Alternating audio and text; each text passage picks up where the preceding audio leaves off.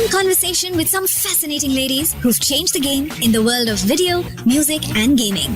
Only on Hungama Game Changers Leadership Series podcast. Welcome back to Hungama Game Changers, the Leadership Series, where we spotlight women who have already been instrumental in shaping the way India creates, India plays, India listens, and India imagines for entertainment. My guest today is somebody who I have admired for a really long time. I remember the first time I met her at a women's lunch at GDC. Poornima Seetharaman is one of the most influential voices in gaming, not just in India, but in the extended community around the world. And is somebody that all women in gaming kind of look up to as somebody that they can see for what they can be. She's a pioneer in game design, a mentor to hundreds of designers, not just women designers, just designers in general, a creative leader at Zynga for a very large part of her career, and one of the country's earliest champions for women in gaming. Across the last 2 decades, she's helped, I think, define not just how India designs, but also how a lot of gaming is designed. And she's built games that have gone on to be massive and massively multiplayer. Poornima, welcome. I'm so glad you're here because really getting you on the jury, I think, was one of the most relentless things I did at a time that I remember was very busy for you, and you were moving and you still took the time out to do this, and you've always been a part of it, and I thank you for that. Thanks, Raunaq. It's great to be here. And man, that was some intro. Even I was like, who is she speaking about? But I'm glad to be here and always love the initiatives that you are taking towards this cause and helping women. So yeah, I'm very happy to be here. Okay, great. Poornima, so much in the time of your career so far has changed, right? Because like when you pulled up into gaming, you must have been really one of the handful few, women. And so I'd love to kind of hear a little bit about how you got in, but more importantly, how you got heard. But yeah, definitely. So I think this is when 2005, 2006, right? Gaming is barely existing. There are very few studios in India. I chanced upon this opportunity because, so basically it goes back to me in my 12th standard. And, coming from a middle class family, that's when, 12th standard, you need a computer, that's how you get ahead so that you can go into engineering. So my parents sort of kind of got me a PC. And with that, obviously, my friends in college introduced me to games because that's what they are into. And I started playing Age of Empires 2, Warcraft 3, Zeus, Road Rash, NFS, all of these, right? And I think Age of Empires was something that caught my attention. Like my friends taught me how to play and everything. And I also liked the fact that they had campaigns that was historically, like about the Huns and this and that. And you had all these civilizations, your Teutonic Knights, Persian elephants. So I got very engrossed in the way they had all of this components. The storytelling. Yes, the storytelling part of it. And then same with Warcraft 3, it is more on like a magical fantasy setting, but very similar and amazing cutscenes for that era. Like those cutscenes have aged so well. Like even today you go back and watch a Warcraft 3 cutscene, it is still so good, right? And the immersiveness of that storytelling that I am now feeling for these characters and all those came about it. I think Age of Empires had a campaign editor. And that is something I started really exploring because I was like, wow, I can create this. So many level editor games, you have mods, right? Like Half-Life has mods and everything. Right. With Age of Empires, for me, that was more like I could weave my story into it, right? And then have people play through my campaign. So I used to do that during in my engineering, I continued working on these campaigns. Then in the computer lab, we will share it with friends and then I'll take feedback from them. And they'll be like, oh, we like this part. this could be improved and all of that without really knowing it's game design, level What you're design, doing. whatever. Yeah, correct. It is just like, oh, we are having fun and, I'm getting validation and feedback. I like this. So cut to like around 2006-ish when I was looking out for a job after engineering and a brief stint as being my sister's wedding planner because I was the only one fresh out of college and doing nothing. So I was like the wedding planner. So, which is also fun, really. Like Yes, it's like a absolutely. All the hats you must wear. yes. And so then my friend said, like, he was working in a gaming company, a mobile gaming company, headquartered at South Korea, but they were operating out of Bombay. So then they had a game programmer role. So I joined in and I continued working there. A couple month or two into it, they were like, maybe a month. They were like, we need a game designer. And my friend was like, no one really knows who a game designer is as of this era and especially in India, no one knows. So he was like, from the brief description they gave, he was like, hey, she used to do this in college. He was my college mate. So he was like, why don't you give her a chance? And then if doesn't work out, we'll look outside. So then they were like, yeah, that makes sense. And I remember they gave me the entire D&D manual set. And that's the first time I'm even like laying eyes on it. And then they were like, we want to recreate something like Neverwinter Nights, but for the mobile platform. So they're like original story, everything we want, but that is the basic, that's the genre we have to follow in 2.5D. I was like, okay, this is all like a lot of information. Dream project, right? Yes. And carte blanche. I know, right? And I genuinely feel I was lucky enough to start that way.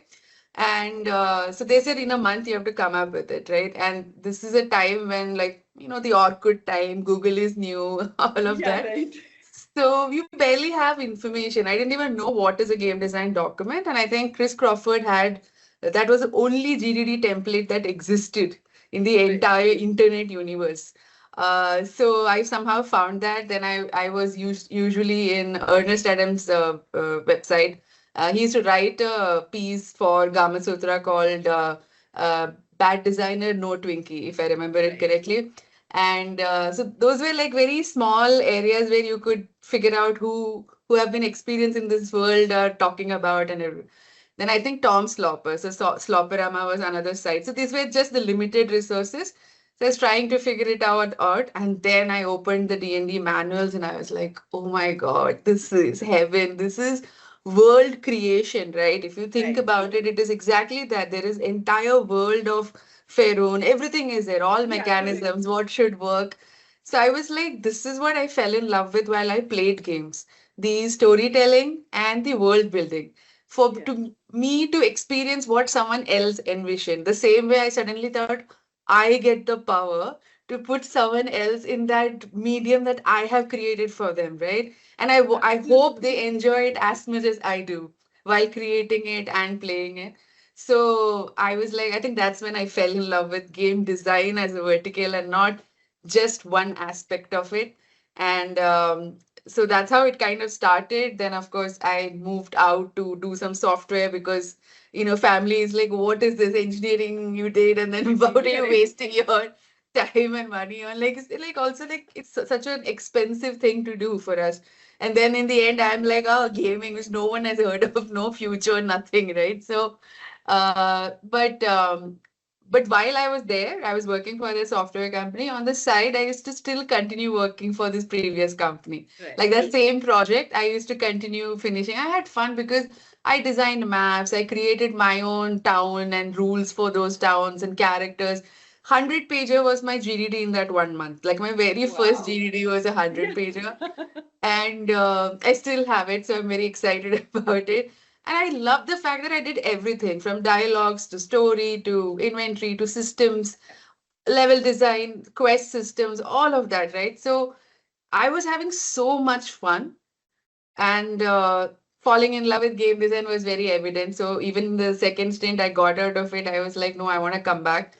And that's when I think a few months later, India Games had an opportunity. Right. And then I applied for it. And from there, it sort of is like all been most just, I've been in gaming almost throughout my life, I suppose. Like Right. never second guessed it. I mean, there has been instances because of well, we'll discuss more about it where you're like, what am I doing here? Maybe I can just go to another industry, earn more money, and then do something on the side as my hobby, rather than put everything into it and not really figure out a way to go forward. But yeah, I'm still here. Actually, since you bring that up, the fact is that the gaming business is massive, right? It's larger than all entertainment in terms of all film and all music put together. And yet, I think for a large part of your career in gaming, it's it's really running on fumes and passion. I think in some cases the compensation has not kind of kept pace with the Yeah. scale of the industry. I don't understand why that is. Is it because there are so many players and so, because you have a 1 in 50 chance of success? Yeah. I'd love to kind of understand that, and also, how is that changing, and what are the ways for people who are getting into the industry to sort of still stay with it, despite that reality? Yeah, that's a tough question. Like something that I have also been thinking about and I keep discussing about it. I don't think any of us really have the answer to it. But Right. in my honest opinion, like 2 decades ago, where gaming was, right? Like gaming industry in India was, I can see a lot more players have come, whether it is indies or corporates and all of that. But I mean, this might be a little contradictory opinion, but given I have seen the last 2 decades, I feel Yeah. like I can make an informed statement where I feel there was more creativity when we started, Yeah. mostly because we were allowed creativity, right? What I'm not saying is like it's not that people are not creative now. In fact, they are far more creative right now. But unfortunately, they have been not given the right opportunity to explore. And when we started, no one really knew anything. The only way you got things There were done no was, set metrics that you had to yes, hit. exactly. You're like doing something and you're figuring it out, right? It's only after you're done releasing it and then you know, like, oh, whether the game was a hit or a flop. The learnings were all like pre-post kind of a thing rather than the way we do it so dynamically right now. And see, I'm not saying that is not needed. That has really helped us figure a lot of things out.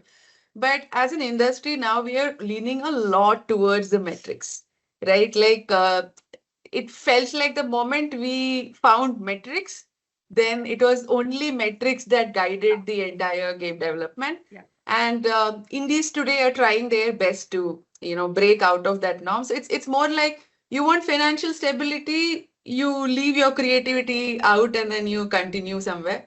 And then if you really want creativity, you go into the indie spectrum, but financially you're not going to be stable.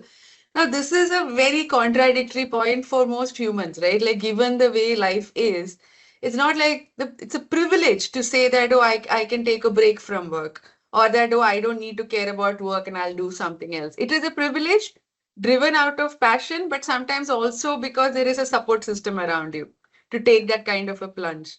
And the thing is that the indies are not able to grow at the scale of what companies can do. So even if they have the right intent, they are not able to scale it to a level that it can have more impact across the industry.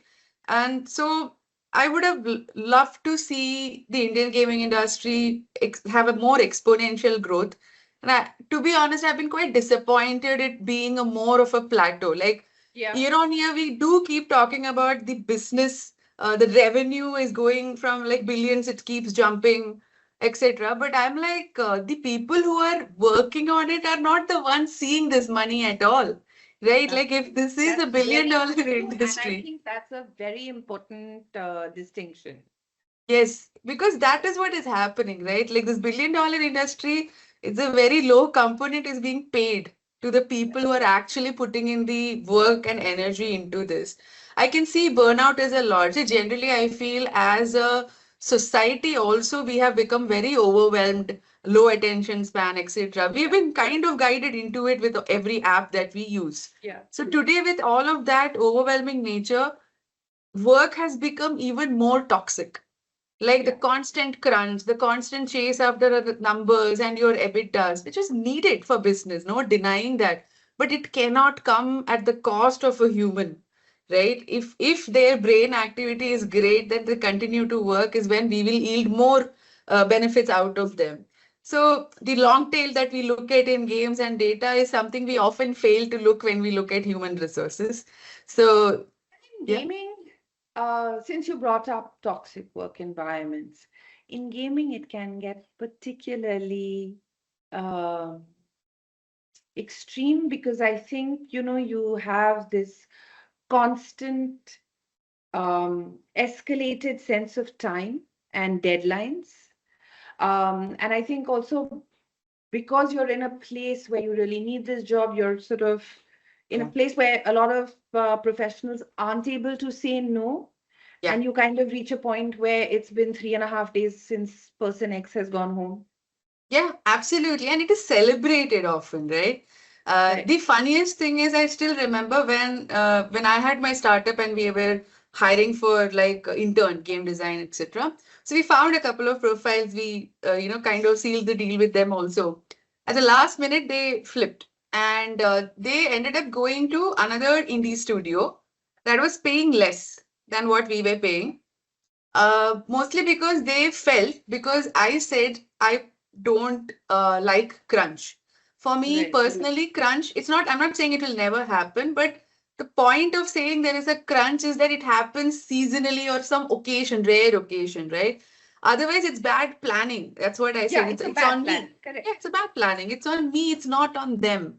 That if I have not planned it right. But sure, like some unexpected thing might happen and you may run into a small crunch. But crunch is the norm, cannot be accepted, right? So but in indie culture the whole thing is hum log raat bhar baith ke kaam kiya, like this whole we will do an all nighter. This is the college energy, right? Like we Yeah, are yeah. taking No, that it's got, further. and it's got bragging rights, Yes, Poornima. yes, There's yes. I did this. I mean, have Yeah, yeah. I'm So I was working. My surprised. work is more, yeah, is more dude, than yours, Yeah, yeah. so they Okay. don't value that yet. Maybe at that age, it is this that drives them. If they see that there is chaos around them, they feel they are doing something.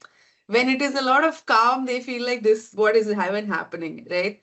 So we lost a couple of them. Like they literally said that you're saying that way, we are not sure.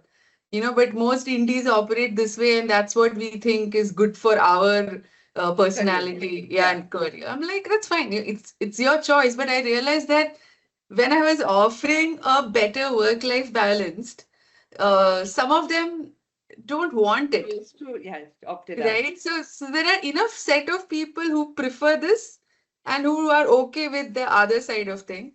The problem is using passion as a entry point. We kind of like exploit that entire being, right? Yeah. This passion stays for a few years, young energy, young blood.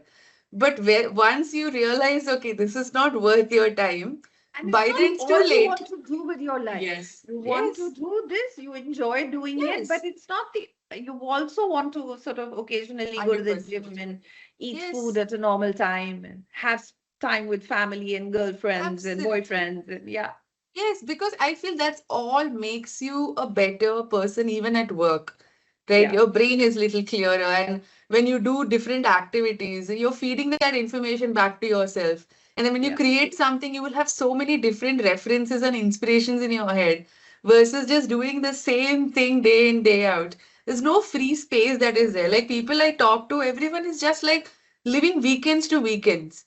And right. so did I, right? Like, and because I have gone through it, when they talk about it, and I'm like, I understand. I understand completely because been there, done that. That is how it is. And for women, well, it goes on a whole other level, right? Like the invisible labor is there professionally and in your domestic life.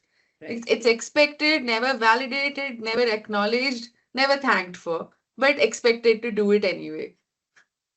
You talk about invisible labor. Yes, in the personal life, it's this also this lovely concept of weaponized incompetence that men, Yes. I don't know how to do anything in the kitchen. Yes. But you also mentioned invisible labor at the workplace. Tell me about that. So I think generally, if there is like any kind of conflict, especially between two different genders, right? It's usually a woman who has to be brought into the picture and do this. And if you are at certain leadership roles or everything, you become the go-to person who is listening to all these problems that others are facing. And this goes sometimes Takes beyond time. gender. Yeah, it Yeah. takes so much time. And whether it is a posh case, a mental harassment, most of the times, irrespective of gender, most mental harassment complaints, people are willing to discuss it to a woman because they can listen to it better than complaining about it to a man. So then all of these we are taking and, bringing up the morale, having fun, organizing parties, because by nature that's a woman's job, don't Woman's they job. think? Yeah, so all of these things, right? Like they just pile it like, oh, minutes of the meeting, you take notes. These small casual sexism and conditioning of things that they do, and women do it anyway because women at this point have to do 5 times the task of an average man to get to the same designation. Yes. And so they are, once they have become a master at doing everything together, right? Like 5 jobs one time, they are like, huh, we do it because that's their normal. It has become their normal. We have forced it down them. And so then it's like all of these small, small things we will never be appreciated for. Like we boosted the morale of the team, conflict resolution, helping women, harassment complaints, solving for it. No one talks about it. And if it's done, they'll be like, oh, great job. We are so glad you were there to do this. But I'm like, yeah, what is the reward for it? It took so much of me also to do this, Yeah. right? And so many other women are doing it without anything in reciprocation. Just the fact that they want to help, right? Yeah, And yeah, just because they were considered the safe space. yes, Yeah. exactly. And then we talk about like, oh, why should we hire women? Why should women be in leadership? So all of these are sidelined because then again goes back to, did you make money? Like what was your revenue number versus their revenue Yeah. number? And in most cases, you are never given the power to make those decisions anyway, Right. right? Like sometimes its titles are given, but there's no actual power. There's Yeah. only responsibility and duties. Rather, you have more and more work to do, but you don't quite wield the power that someone at the same designation or sometimes even lower has because you are a woman. But then they'll be like, but you are there, Yeah, now yeah. be This is happy. like, I want the confidence of an average man. Yes, yes, Yeah. exactly, exactly. Poornima, for a chunk of your career, you must have been the only woman in the room repeatedly. What was that like? And how do you feel it shifted as you found your own voice and also as perhaps the environment started to change? So for me, I think I've had a mixed dosage of both, right? Like I think I have faced sexism, but then I have also had some amazing allies with me throughout, who were Yeah. like men and male allies. And I felt like every time I faced this, I used to like minimize that and go focus on these set of people who are more appreciative of what I am doing, teaching me, helping me grow better, etc. So I am like, my whole thing, I think at that point is, I will prove it to you. Like, I will work my ass off. I will be so good at it that I will prove it to you. Today, I'm like, I'm not going to prove it to anyone. Correct. Right? Yeah, there is so much pressure to constantly prove Yes. myself Every when somebody else time. can just come in and show up, do the bare minimum. Yes, 100%. And I have seen it day in, day out, job in, job out. Every single time, it's like I have to prove myself again. Like, I'm tired of this shit. I'm not gonna prove myself at all. I know what I'm good at. This is my work. I'm always open for improvement. But this proving, I'm so done. Like, and this whole thing of what we do since the time of Sita and Satis and whatever. Like every time this woman has to constantly prove her capabilities, but like average men are coming in, going, it's all fine. And if you notice a woman makes a mistake, it'll be scrutinized so much. But when a man makes a mistake, it's usually we're like, fine, okay, next time don't do it. Because, when a woman is so rare, so when her mistake is also like, full blown into one big thing. But No, men, there are also so I many. think the mistake becomes amplified simply Yeah. because, see, we gave this job to a woman and she wouldn't do it. Yes. So unfortunately, you're carrying the weight of all the sisterhood on your shoulders. And every time you make a mistake, you're thinking, oh my God, they're not going to bring more women in. Exactly. This is an unnecessary burden for It is an many of us to unnecessary carry burden. this way, right? We did not sign up for this, but then suddenly this responsibility is on us. And that's exactly what I do. I'm like, even the simplest thing that is not even that big a mistake, I personally amplify it into a bigger one in my head. And I'm like, oh my God, if I mess this up, or if I'm doing something or I'm taking up a position, I'm like, if I mess this up, it is going to affect so many more women. And I've seen this and I'm really tired of it, right? Like maybe now it's experience and age, and over time we are all just frustrated that we don't care anymore. And I recently had a few months ago, someone said that keeping names aside and all of that, they said, oh, this group of people have started to think that you've become very arrogant. And I'm like, yeah, well, I earned my arrogance unlike them. Well So done, Poornima. Absolutely. If there's anybody who has earned their arrogance, it's you. Uh, you talked about, the pressure that you put and, self-doubt. The fact is that I think in all industries, there's imposter syndrome. In gaming, tech, like finance. I mean, I think it just is a lot more.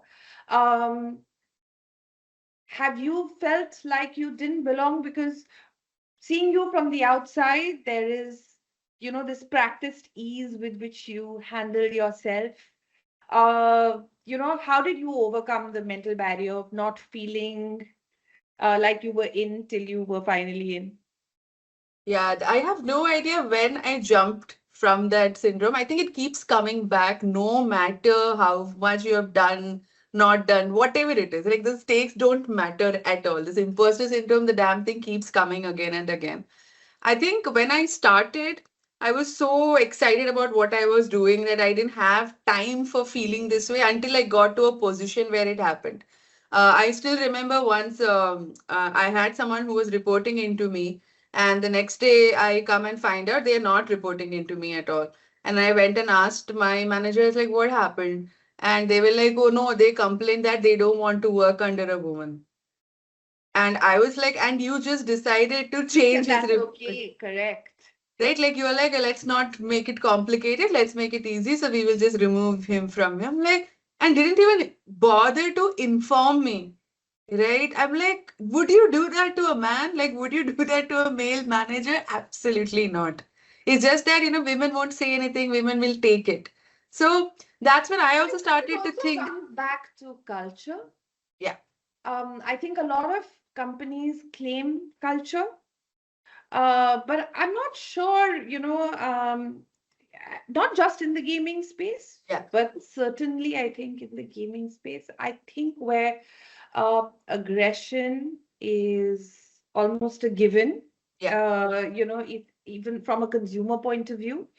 Um, I think culture is very often just lip service, right? yes. 100%. Couldn't agree more. That's what I say. I like to a lot of people I discuss about this. I'm like, you really have to think who is really fighting for the culture, right? We all talk about it and then no one really works towards it because, like you said, I have not felt like I belong. Like, again, recently I was talking to this collective called Lagori. And they are doing a research. Like, I think this weekend they are publishing the research of gender problems in gaming industry, especially women, what they face as an issue. Amazing. Yeah, That's so so important. yes, exactly. And for me, the saddest thing is while I was talking about it and listening to what others were also saying through them, I don't think much has changed. And that is saddening that I'm like things that I faced 20 years ago. It's sad to see that this time also we are doing the same thing, right? And then we say like, oh, so much has improved. For whom? Like you're not asking us like, okay, sure, I got ahead in my career. So then it is like, then why you complaining? Right? I'm like, see, that is the notion we have. Like, basically, anything I have done, managed to do on my own account is suddenly a privilege, which no one has Correct. helped me get.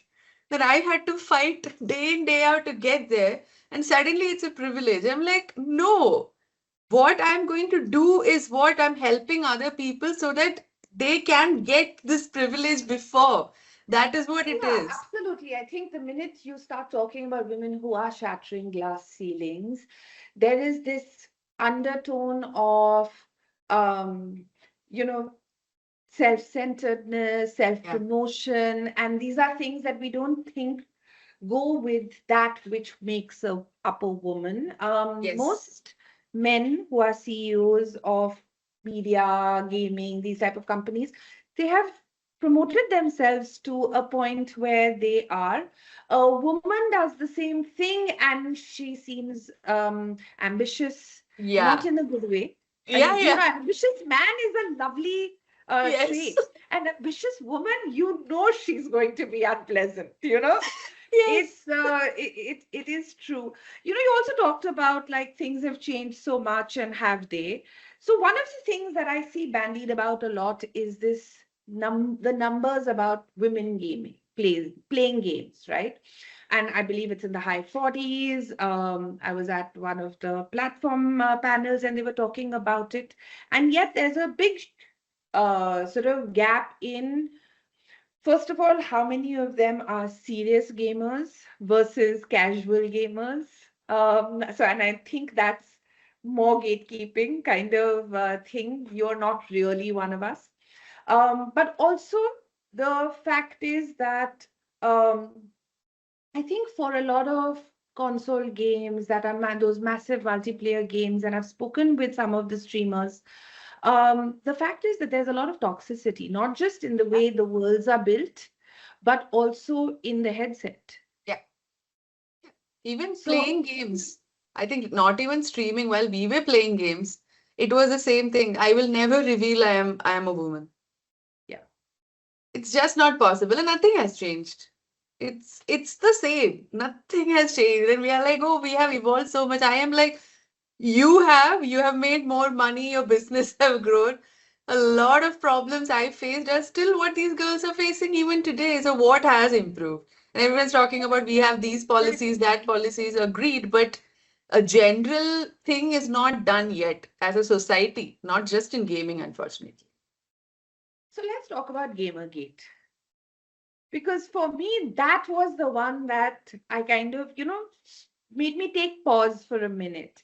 This was a resistance to um, a less toxic gaming space, right? Yeah. Basically, it was a lot of largely young males who decided that you are ruining gaming by trying to add inclusive agendas. Um, Without considering the fact that by by the gaming company's own metrics, up to 50% or 48 or 47% of all gamers are now women. And yet those women feel compelled to have decidedly androgynous names and not speak in a headset till they hear another woman, Yeah. speak. And they would rather be considered somebody who doesn't understand or speak English Yeah. than actually have a voice of their own.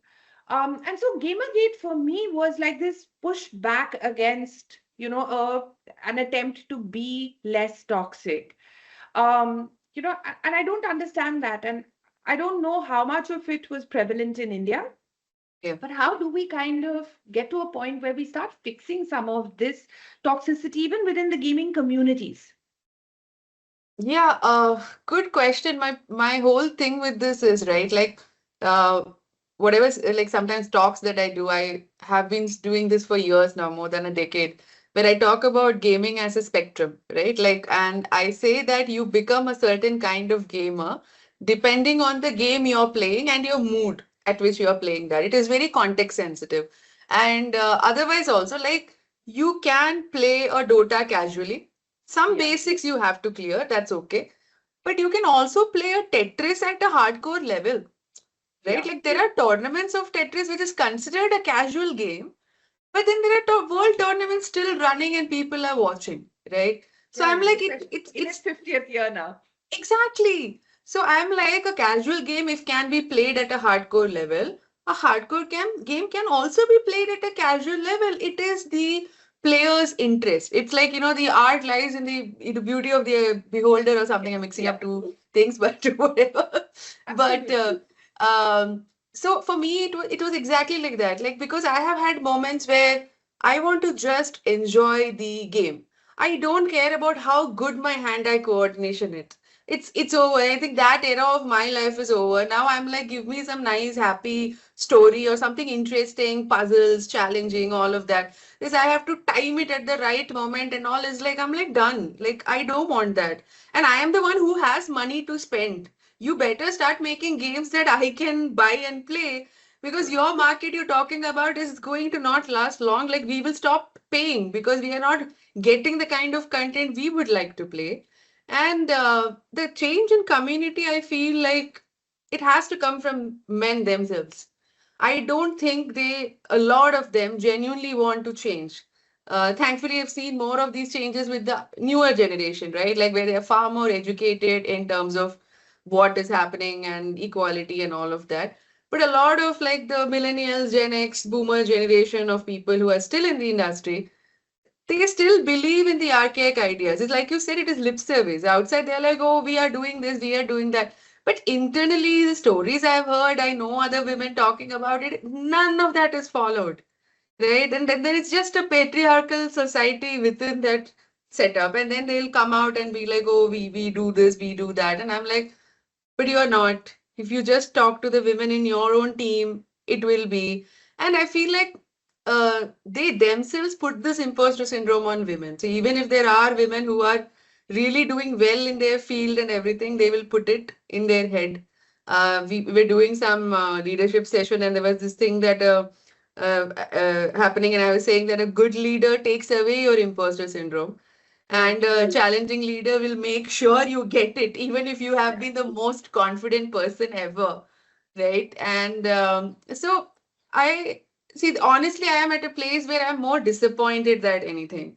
I don't have solutions. I've been trying different solutions. Even when I started the Women in Games India community, the things were again becoming more in terms of survival. Like, oh, these are this job vacancy there, that job vacancy there, or it comes from like, oh, can I become an ambassador for this so that they can put it on the profile and that becomes an additional thing for them to get better in their career and all of that. But no one had the time themselves to do any change significantly for them or anyone else, right? So which is why I sort of paused it because I also wanted to figure out how to do this a little better. Yeah. But yeah, like it's because I am like, I want, so women, I feel also have this complex that is put by men is that if they go into closed off women group, then they are like, oh, then you will never be able to fit into this larger ecosystem. Like don't be like them. You be Yeah, the right. different one and come and be mingle with us. We are also very welcoming and all of that. And I have been in multiple game group channels over different, whether it is Discord or WhatsApp or whatever channels. And even if you have enough women there, right? The just by sheer count, there are more men.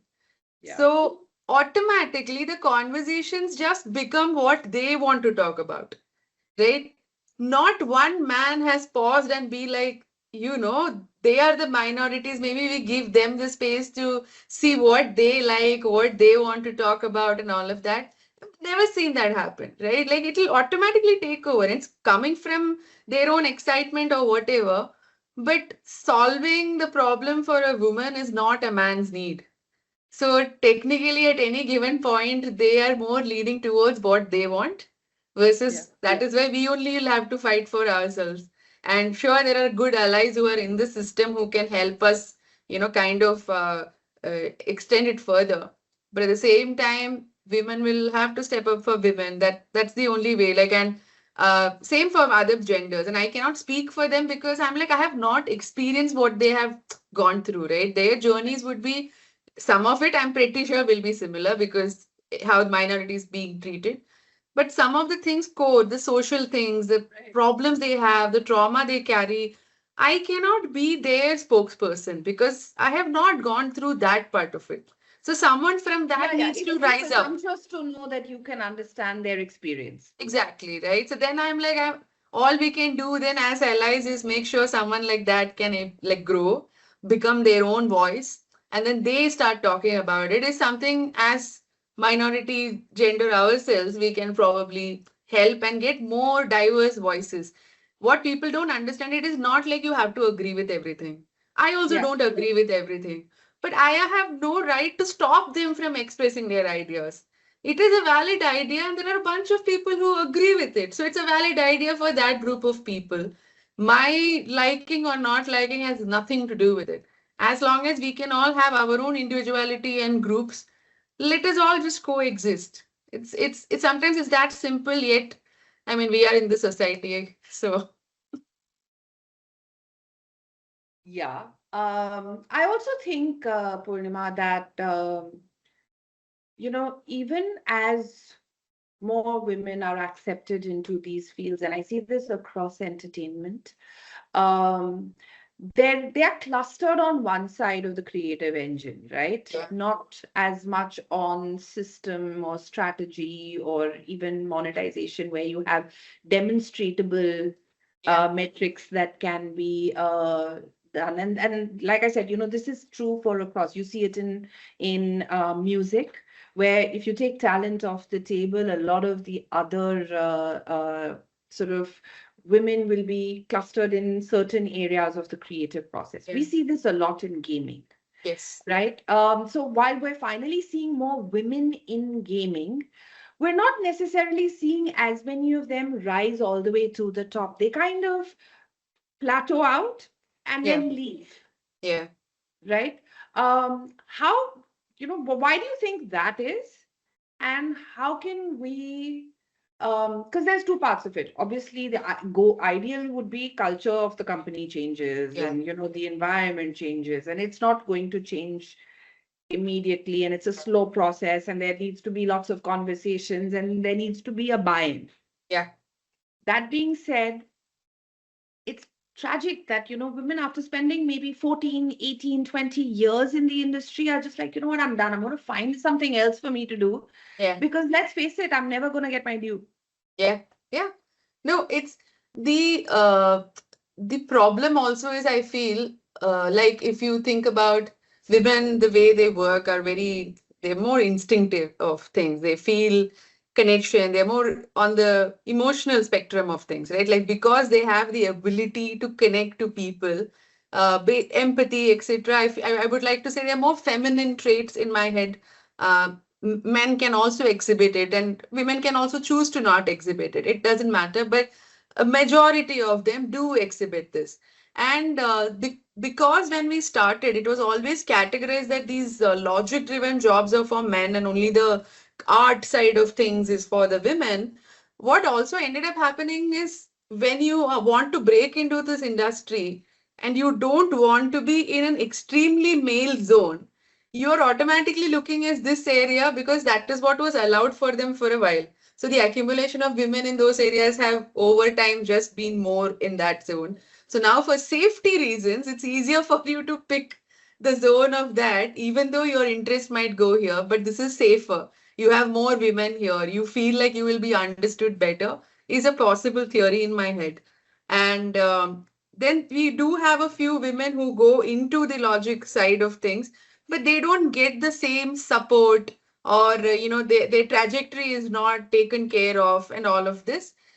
Then of course the society comes in. I have worked with actually a lot of good programmers, women programmers, and all, like you said, they all get to a point and then they're like, it's fine, I have to focus on my family now, so I am going to jump the industry software. It's not like they've stopped the job.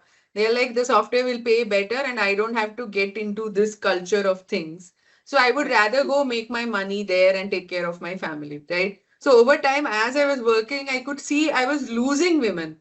Right. And when I Right. started, I actually had more women like my peers around me. Yeah. And then as I grew up, I was like, the pool became lesser. Lesser, And correct. It's yeah, actually and that is yeah. really sad. And which I understand is why like few of us here today are becoming crucial, because I heard from a bunch of them who do look up to us because we have now been covering this much time in the industry, where they're like, oh, we have a representation, like someone like us has made it. So, You can't it, be what you can't see. yes, In you, exactly. they see, somebody who's been able to kind of reach a point, and after you, I would say 3 years, 5 years, 10 years your junior, I see a slew of game designers Yes. that are women and they're doing great jobs. Some are very, very private, some are happy to speak out. But I do see them and I think that's great because suddenly they had this person, they were like, okay, I can also follow maybe Yeah. this path and I can kind of make it. I'm gonna ask you a slightly different question. We are seeing more women on the creative side. And yet, we're not necessarily seeing worlds designed where women exist not just as protagonists or merely as accessories, but as fuller, with a personality that is as complex as gaming has the potential to allow and Yeah. does for a lot of its male protagonists and things like that. So how can we kind of um, and if that were to happen, would that automatically mean that it becomes a niche game and so just doesn't have the ability to to be played universally? I mean, how would games look different if we redesigned even just onboarding and gameplay with women in mind? I think this again is a very similar problem that the movie industry faces in having all these, male-centric hero movies, and then the women-centric movies, no matter how fun they are, don't pull as much crowd into the theaters as much as the other side of things, right? The problem is, I think that, and this is probably true for games as well, but even in movies, a woman-centric film is a woman-centric film that becomes a genre. Yeah. It stops being a romance or a comedy or a drama or even a horror film. It's a Yeah. woman-centric movie. Yes, exactly. No matter what the actual genre is, Yeah. it could be a fun spy thriller, but no, Yeah. the moment if the woman is the protagonist, it's a woman-centric movie. But if a man is the hero, it's a movie, right? Like the Correct. categorization only comes for the women, but for a man, it is just a movie. It's a similar thing here because the consumers are largely male, which is why I'm like, you have to start targeting the 30 and 40 plus women because Yeah. we have the money and you give us something, we have the spend capability, right? And so we don't want to chase the same things that the men are chasing.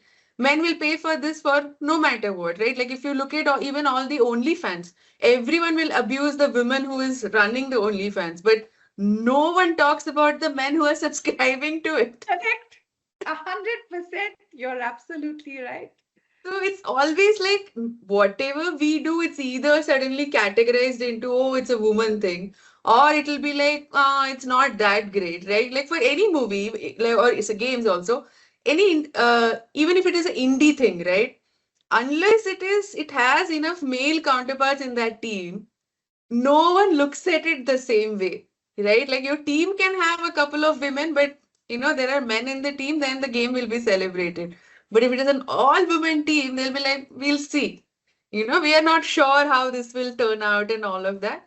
And having followed the Malayalam industry a little bit more, I've seen that. Like they make amazing stories. Like some of the stories, and I like few directors where you don't need to cast a woman if that role does not exist in the universe. Like it shouldn't be for the sake of it. The Right. whole thing needs to be woven into the screenplay and the story. The same for the game. But when you look at characters, at least with Last of Us and all the other things that are coming up, it is thankfully still a female driven game, and the storytelling is so good in most of these, with whether it is Alloy in Horizon Zero or all of this. You're so captivated with the story that even to the larger male audience, they don't mind the protagonist being a woman. So it's almost like uh, telling a child, I don't eat this banana, but we have put a medicine in the banana, or feeding a dog kind of a thing. That is the way we have to treat games. So you try to tell a holistic story, it works a lot better than when we try to make it something Not that we shouldn't, but the problem is you will not make money off it because the consumers are largely male. So that is where you will have to slowly, gradually change, and then, at some point release this very intense woman Yes. thing and like balance it. Unfortunately, all this burden again lies on us. It's like it's like a never-ending burden, right? To fix it, we have to do. Fix them, we have to do. Like, oh, No, and you mentioned Last of Us. I mean, let's face it, Lara Croft, but they are an IP in a generation, yes, right? 100%. So it is be like when you say sort of minority space, it really is, and Yes. in a lot of ways transcending everything that is. It's not. It's a female protagonist, but it's a female protagonist physically. Yeah. Yeah. Otherwise, every instinct is strong and is powerful and it's Yes. aggressive. I mean, I that's fine. They're great games to play, yes, but absolutely. I they think I are. saw some reel or something. They said if when something is made through a male gaze, it women through a male gaze is like being watched, and then women through female gaze is like being felt. Yeah, So it's that difference, and I have now started to very vividly notice this in movies and series, where I can clearly, without seeing who wrote this, I'm like, this is a man, this is a yeah, woman. It's yeah, it's becoming that evident now because men are still portraying how they like to see the woman, right. not how the woman sees herself, right? For that, a woman has to come and write and say, no, this is how we see. And Instagram, while and all of these have bad sides of it, but the good side is you suddenly get exposure to knowing that, there are a lot of people like me, Yeah, across the world who are thinking in this way, and that we don't need this. This is not how it's done. And because we are often gaslit into it, like back when the internet was not a thing, and if we had a different kind of thought, our own matriarchs in the family who have all been conditioned as patriarchal society will tell us we are wrong. Since childhood, we have been gaslit. Purnima, there is a phrase that is often used when you are bringing up, and I find it to be the biggest con ever pulled on women, and that phrase is "good girl." Oh, I yes. tell everybody the phrase "good girl" is only designed to control you Yep, yep. in all the most important ways a man wants to control you. How you behave around men, how you dress, those are the things good girls do, right? Yeah, yeah. They don't party, they don't sleep around, they don't dress provocatively, they are demure. And I was just like, please be bad. Nobody's giving anybody a trophy for not having experienced life. Yeah. They're very happy to sort of, degrade you or sort of, belittle you for having experienced it. But like nobody's saying, wow, you didn't go have a boyfriend, very good. I mean, really, I find the good girl to be like the everlasting con. Yes. And All forms of it, right? Good mother, good girl, good daughter, good wife. Like, we are tired. yeah, Like, everyone's just tired. Like, don't put us on. Like, it's either extremes. If someone dresses up the way they want, oh, you look at her, they are a slut and whatever, they will be yeah, called names.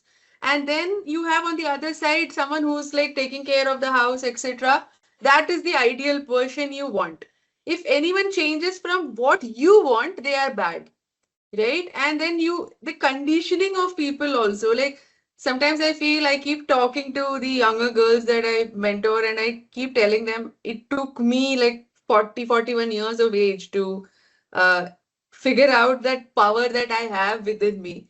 And the thing I can try to do is use tap into it way faster, because I cannot wait till you're all 40 for you to figure it out and then make a change. The whole point is, if we can make that change much earlier, where women are already less on imposter syndrome, they know there is a path, they can just get ahead.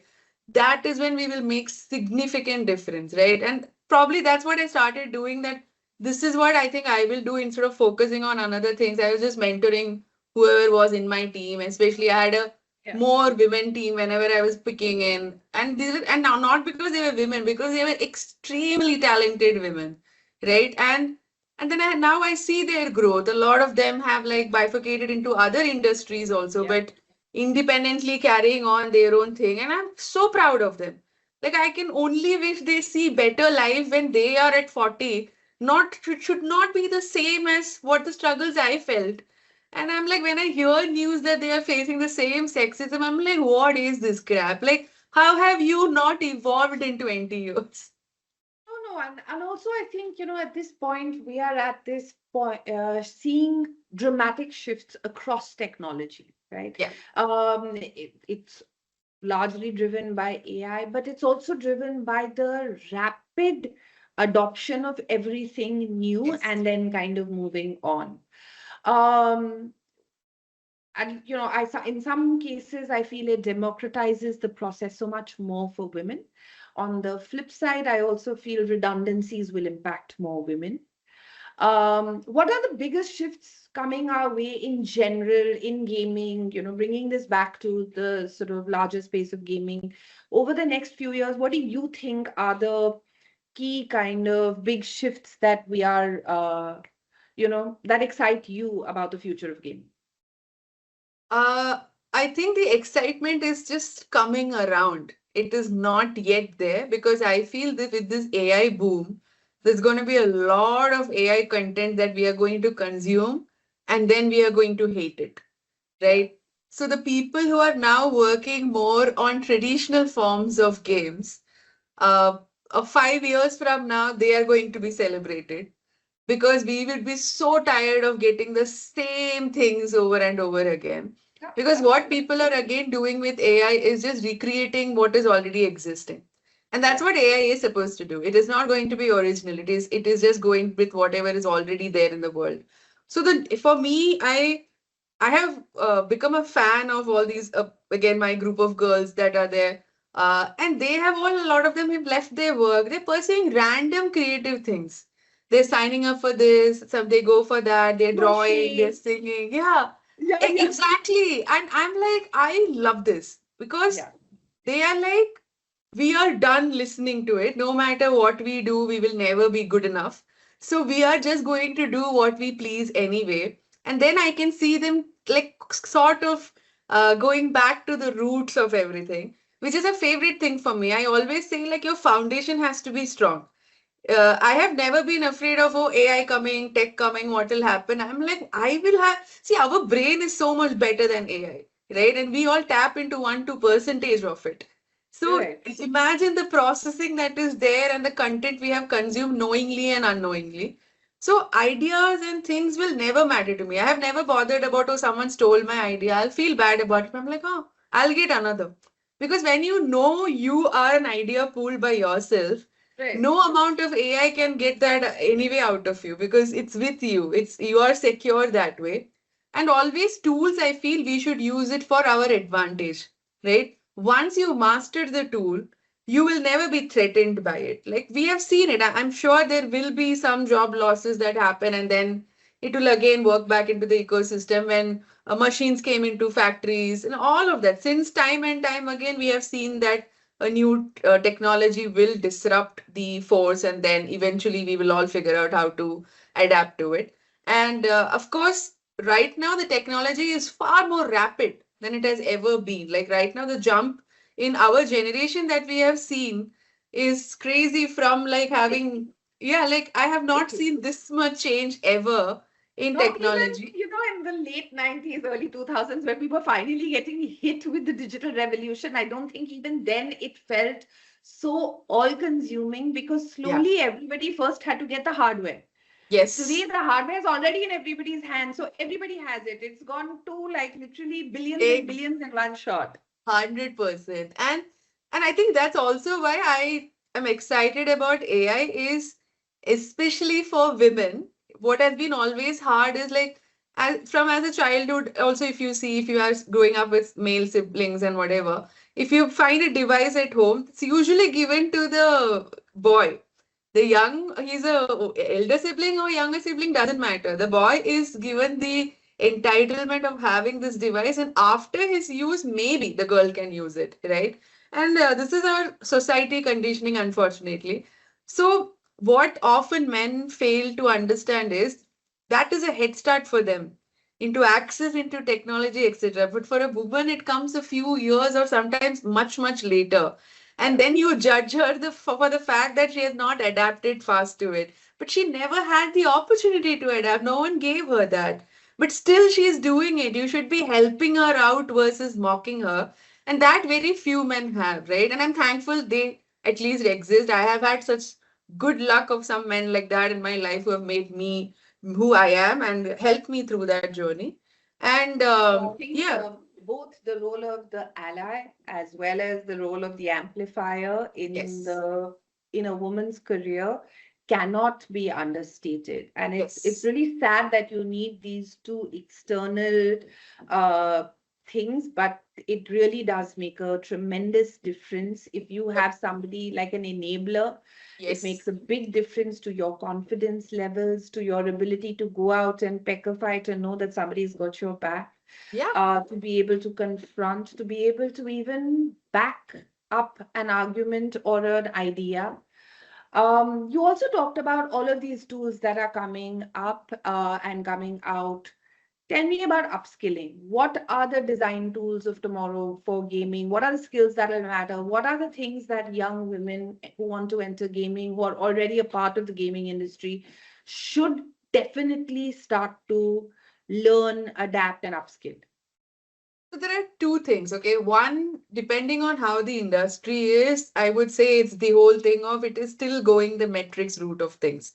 So when what we do in colleges are like we are kind of exploring the creativity a lot, and we are not doing much on the systemic aspects of things, right? But and then when they are thrown into the industry, they often find themselves lost. And so maybe that is one thing we could show them both sides, right? Like Right. these are just not focus on one in any depth book, give both the equal prominence and teach them. And then it is like a path they can choose however they want to.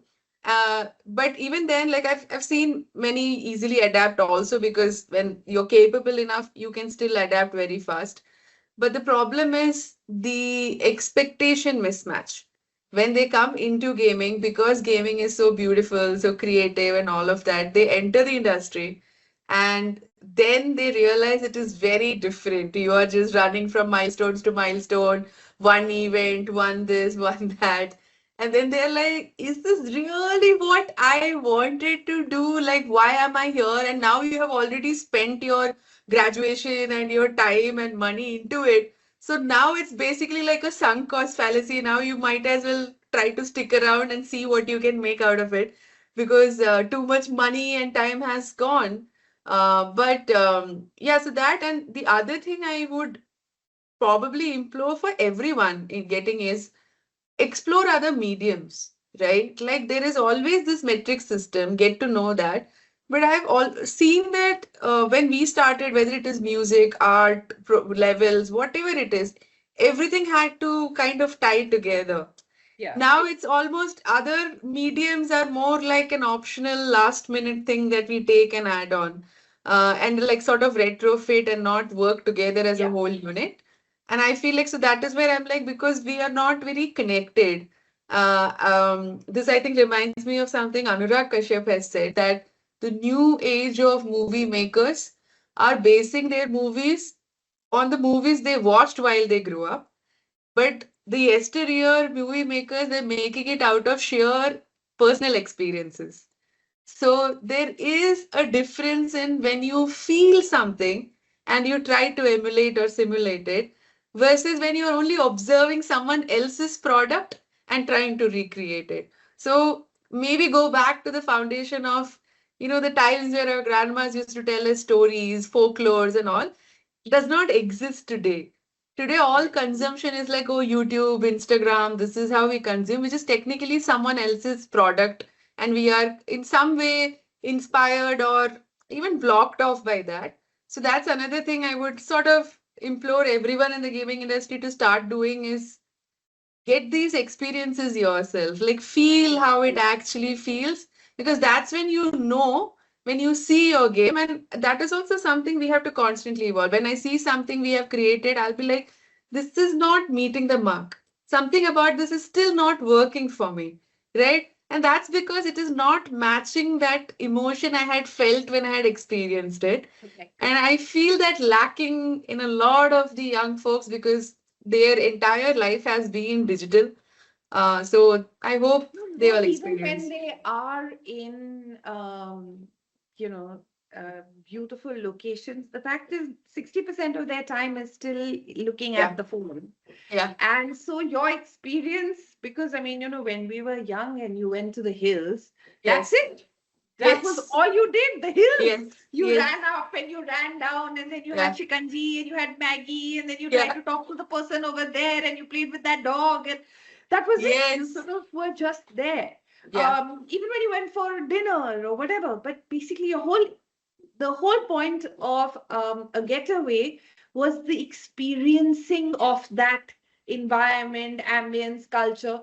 Today, I think, I mean, at the risk of sounding my age, and in the fight to make sure that you have the best picture so that you look like you're having the best time, you're yeah, not really imbibing yes, that culture. You're not actually sitting on a rickety stool in, Ho Chi Minh and having that, like a noodle soup. You're basically trying to make sure you get to the bridge so you can take this beautiful shot of you in this chasm over to cliffs. And it's not really what life is like over there. yeah, yeah. So I do feel that that's a really valid point that you're making, to kind of make sure that you actually experience things so that then you can, because you can only write that which you know. Yes, exactly. And I constantly feel that, like, well, I've checked, like, seen a lot of games that are be coming out of India, and even potentially good ones. I keep saying has a great body but is lacking a soul, right? Right. And I know it'll still work. It will be great and everything, and I'm really happy for them. But at the same time, I'm often like, if only there was a soul, it would have just peaked the Yeah, yeah. experience, you know? Yeah, yeah. It would have taken it to a level unimaginable. And so I'm hoping that everyone reconnects with that, because maybe what that is what they will do, and that's what is going to change the trajectory for the Indian gaming industry and make us truly global, right? Which we are not yet. Yeah. And so yeah, I'm hopeful for that, and I see a lot of potential and excitement in the younger set of people. I only want their creative souls not be sucked out by the corporate setups and the crunch culture and etc. and the bro culture that we promote often. Yeah. So that is my only worry, that somehow they are protected. Like we can put a protection spell on them so that they can grow into amazing game makers. But yeah, but I'm excited for them. I'm seeing a lot of, and gender agnostic in that, I'm seeing a lot of men, women, all coming up with some really amazing stuff that is devised from their culture, and sometimes just a casual game or a funny game jam. All of that is happening. So I'm excited for that part. But as much as we see it, that pool is actually very small. Yeah. If you look at it, it's just that it is a minority, so that sometimes it's hyper visibility. That happens. But technically, in account wise, there is not much number on this side of things. Yeah, you're right. Poornima, I'm mindful of the fact that I've already taken more time than I requested from you. But I'd love for you to recommend any women that you think we can put the spotlight on for our next year's cohort. So if you want to suggest them to me now, I'd love to hear them and we can sort of share them with everybody. Otherwise, we will you can even email them to me if that's better. Will do. I will check more names, like a lot of names, but definitely Crystal. And I will send you her details. I will just have a word with her also. Uh, but maybe, I don't know if you're connected already. I think she's on the 2025 list already. So I Perfect. think it's great to see the names reinforced and sort of mentioned again. But you can send me an email with names. Yes. But every time we have somebody on the show, we try and get 2 names from that person from the industry that they're in. Poornima, and I'm going to say thank you so much for your time, for shortening the learning curve for a lot of people, and for your brutal honesty, because your career has been something powerful. It's not just broken ceilings. You've shown a kind of sense of belonging that women didn't have in gaming, and not at that level. So, thank you for not just opening doors, but also trying to change cultures, design frameworks that make it possible to have more women, and also to have just gaming be more humane, more inclusive, more imaginative. And thank you for being a mentor and a pioneer, and for being on my jury for the last 5 years since we started. Thank you, Raunaq. In conversation with some fascinating ladies who've changed the game in the world of video, music, and gaming. Only on Hungama Game Changers Leadership Series podcast.